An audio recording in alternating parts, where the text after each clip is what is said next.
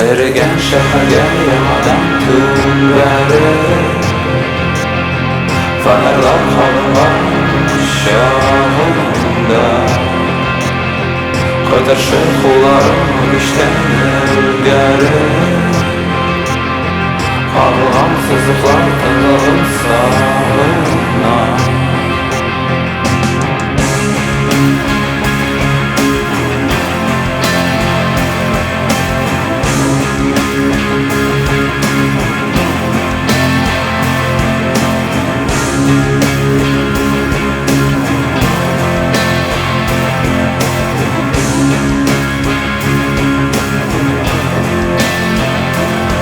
Hemizin kışırgan düğmeler üstünde, elle ay elle yak kalemler karadı. Ana kurt yüzüne bir taraftır sinde, sen şuna atamın yatsınıp karadın.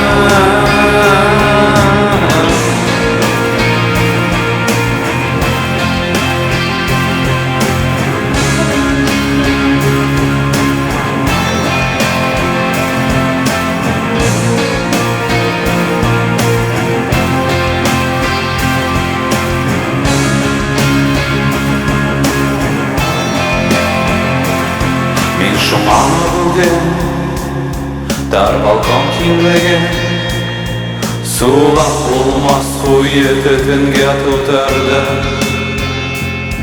Alemler soğuşun köşeler iğneli, bu işte özüne attırdı.